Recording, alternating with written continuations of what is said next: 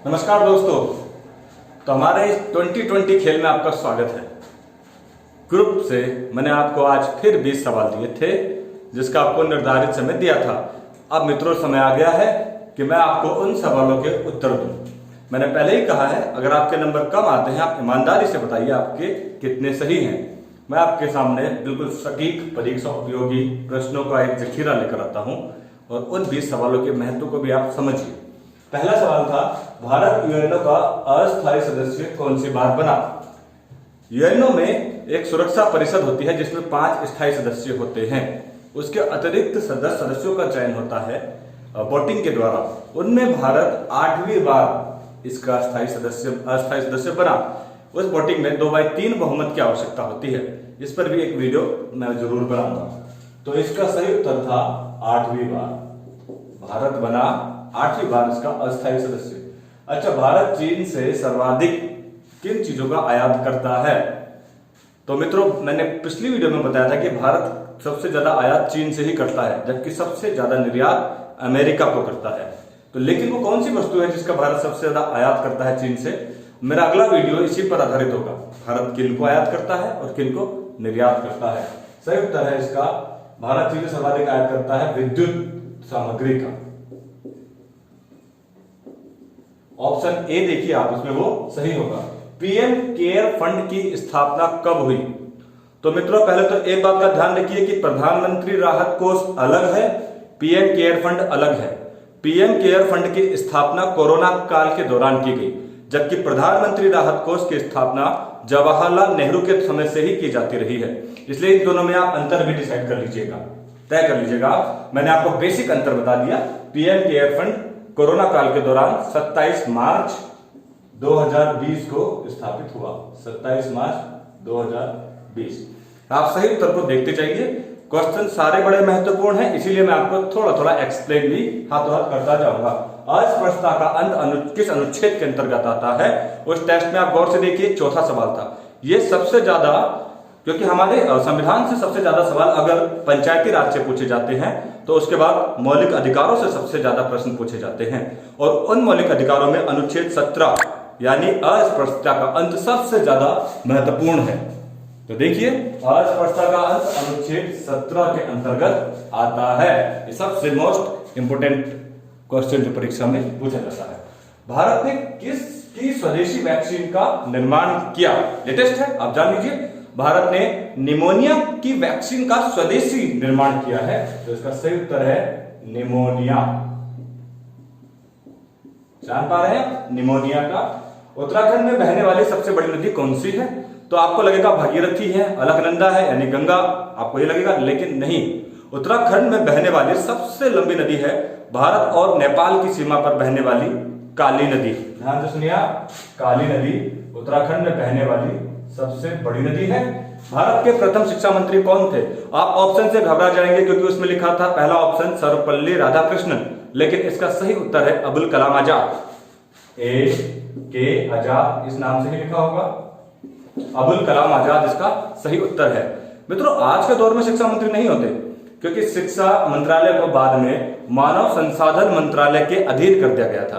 तो आज भी एचआरडी मिनिस्टर जो वर्तमान में रमेश पोखरियाल निशंक जी हैं, उसी के अंतर्गत मानव संसाधन मंत्रालय के अंतर्गत ही शिक्षा को सम्मिलित किया गया है। अगला देखिए, रीजनिंग का सवाल था। यहाँ पर 12 का अंतर है, फिर 6 का अंतर है, तो अगला अंतर हो रहा था 3 का। 12, 6 और 3। तो इस हिसाब से उसका सही उत्तर होना था 14। सवाल नंबर 9 पर हम पढ़ते हैं। पूर्वोत्तर भारत का सबसे बड़ा राज्य कौन सा है। मित्रों, उसमें पश्चिमी बंगाल था। पश्चिमी बंगाल पूर्व का है। पूर्वोत्तर के राज्यों में हम असम, अरुणाचल, मणिपुर, मिजोरम, मेघालय और नागालैंड को सम्मिलित करते हैं, जिसमें जनसंख्या के हिसाब से सबसे बड़ा राज्य असम था। लेकिन जो टेस्ट में पूछा गया था क्षेत्रफल के दृष्टिकोण से। तो क्षेत्रफल के दृष्टिकोण से पूर्वोत्तर का सबसे बड़ा राज्य था अरुणाचल प्रदेश। देखिए, आप ध्यान लीजिए, अरुणाचल प्रदेश। आप आंसर की चेक करिए और उसके बाद मुझे बताइए आपके कितने नंबर खुद बन रहे हैं। अच्छा, डाउन्स का मैदान। मैंने बार बार आपको कहा है कि आप प्लेलिस्ट में जाइए, मेरे भूगोल के लेक्चर्स जरूर देखिए। उसमें मैंने ऑस्ट्रेलिया महाद्वीप पढ़ाया है और वहां पर डाउन्स के मैदान को मानचित्र में बड़े अच्छे से आपको दिखाया है, आपको समझ में भी आ जाएगा। तो इसका सही उत्तर क्या होगा। डाउन्स का मैदान ऑस्ट्रेलिया महाद्वीप में मिलता है। मेरा उनके ऊपर पूरा वीडियो है। फिलहाल मैं वन लाइनर करा रहा हूँ, जबकि वीडियोस मेरे अभी अपलोडेड है जिसमें मैंने बहुत अच्छे तरीके से एक्सप्लेन किया है। अगर आप देखेंगे तो आपको निश्चित तौर पर बहुत फायदा होगा और मैं आगामी आने वाले समय में फिर से वो वीडियोस एक्सप्लेन करके बताऊंगा। फिलहाल परीक्षा के दृष्टिकोण से मैं रोज के 20 महत्वपूर्ण सवालों को आपके सामने लेकर आता रहूंगा। तो मित्रों ये हो गए 10 सवाल जो आपके उसमें थे। 11वां था यूरोप की सबसे ऊंची चोटी कौन सी है। मित्रों यूरोप की सबसे ऊंची चोटी रूस में है, काकेशस पर्वतमाला के निकट। काकेशस पर्वतमाला के 3 देश जॉर्जिया, अजरबैजान, ये एशिया में आते हैं, लेकिन काकेशस सीरीज यानी पर्वत श्रृंखला वो आती है यूरोप में। वहीं पर है माउंट एल्ब्रुस, आप नक्शे में देखिए, काला सागर के निकट काकेशस पर्वतमाला है। उसी के ऊपर वोल्गा नदी भी है। वोल्गा नदी रूस में बहती है और वो यूरोप की सबसे बड़ी नदी भी है, यानी कि यूरोप की सबसे बड़ी नदी और सबसे ऊंची चोटी दोनों रूस में पड़ते हैं। राइट आंसर है माउंट एल्ब्रुस। इसको लिख देता हूं, एल्ब्रुस, माउंट एल्ब्रुस इसका सही उत्तर है। कौन सी नदी छोटा नागपुर से नहीं निकलती। तो सुवर्णरेखा, ध्यान से सुनिए आप, सुवर्णरेखा, दामोदर, ये नदियां और ब्राह्मणी तीनों नदियां निकलती हैं छोटा नागपुर से, जबकि महानदी निकलती है दंडकारण्य के पठार से यानी छत्तीसगढ़ में। तो इसका सही उत्तर था महानदी। अच्छा, अगला सवाल था गांधी जी भारत कब आए। गांधी जी भारत 9 जून 1915 को आए। गौरतलब, याद रखिए इस बात को कि 9 जनवरी को भारत आए, 9 जनवरी 1915। 9 जनवरी को गांधी जी के भारत आने पर हम 9 जनवरी के दिन ही भारत जो अंतर्राष्ट्रीय प्रवासी दिवस है वो मनाते हैं। तो आए 1915 में। सही उत्तर है 1915। अच्छा, भारत का नेपोलियन किसे कहा जाता है। तो मित्रों भारत का नेपोलियन प्रयाग प्रशस्तिकरण के अनुसार गुप्त राजाओं में प्रसिद्ध राजा समुद्रगुप्त के लिए इस्तेमाल किया जाता है। समुद्रगुप्त इसका सही उत्तर है। मतलब मार्कर्स में प्रॉब्लम है। मित्रों आप इनको बहुत अच्छे से देखिए, बहुत महत्वपूर्ण सवाल है और मैंने आपको पहले बताया बहुत पसीना छूट जाता है ये सब बताते हुए कि सब कुछ बंद करना पड़ता है। अच्छा, भारत का आइंस्टीन किसे कहते हैं। भारत का आइंस्टीन चरक के दरबार में, कनिष्क के दरबार में थे, जिनका नाम था नागार्जुन। नोटिस करते जाइए आप, नागार्जुन। ये सवाल भी पूछा जाता है कि नागार्जुन किसके दरबार में थे। तो चरक, कनिष्क के। मैं इसलिए आपको जो भी एक्सप्लेन करने का मेरा तरीका यही है।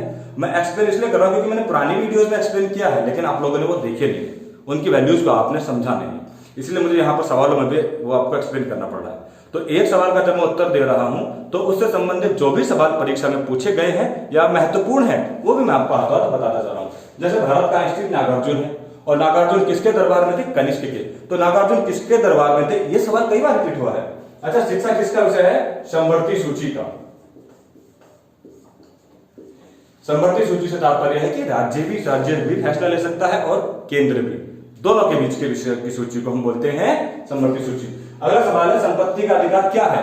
आर्टिकल 300, अनुच्छेद 300A, जो पहले कभी मौलिक अधिकार हुआ करता था, यानी कि जो हमारा संविधान का भाग 3 है मौलिक अधिकार, उसका हिस्सा हुआ करता था, लेकिन फिलहाल इसको हटाकर 300A में संविधान संशोधन करने के बाद इसको हटा दिया गया। और ये मेरे ख्याल से चलिए जो भी है मैं आपको बताऊंगा इसके बारे में। तो ये है कानूनी अधिकार। बहुत ज्यादा गर्मी है इस समय पर, बहुत ज्यादा। चलिए अगला सवाल है, भारत के विदेश मंत्री हैं जयशंकर। ध्यान से सुनिए आप, मैंने आपको क्वेश्चन में दिए थे। जयशंकर इसका सही उत्तर है। कोई लोकसभा चुनाव नहीं लड़ रहे थे, जान लीजिए आप, जयशंकर जान लीजिए। अगला है उत्तराखंड के स्वास्थ्य मंत्री कौन है। ये विचित्र सवाल दिया था। उत्तराखंड में स्वास्थ्य मंत्रालय का कोई विभाग बनाया ही नहीं है, जबकि हर राज्य में होता है। उत्तराखंड में इस समय पर फिलहाल स्थिति बड़ी विकट चल रही है, जिस कारण जो कोरोना काल में, तो उत्तराखंड के स्वास्थ्य मंत्रालय की जिम्मेदारी स्वयं त्रिवेंद्र सिंह रावत जी ने ले रखी है। तो बड़ा ट्रिकी सवाल था, जनरल सवाल नहीं था, मुझसे भी गलती से अगर जुड़ा हो तो, लेकिन स्वास्थ्य मंत्री बनाया ही नहीं है। मैंने तो एक आलोचक के रूप में लिखा, आलोचक भी नहीं कहूंगा मैं, बल्कि उन्होंने ले रखा है जिम्मेदारी। हाँ, TS रावत, जो हमारे वर्तमान मुख्यमंत्री भी हैं।